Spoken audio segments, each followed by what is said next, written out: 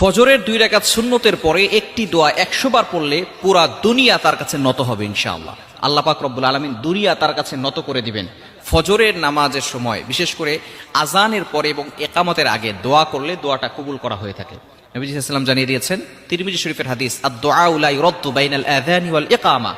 আজান এবং ইকামতের মাঝখানে যে দোয়াটা করা হয় সেই দোয়াটা আল্লাহ তাআলা কবুল করেন।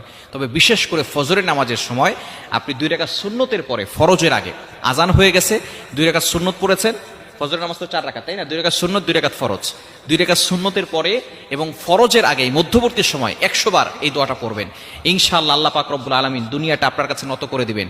আপনি এই দোয়াটা 100 বার করার পরে আপনি আল্লাহর কাছে দোয়া করবেন, আল্লাহ পাক রব্বুল আলামিন আপনার দোয়াগুলো কবুল করবেন।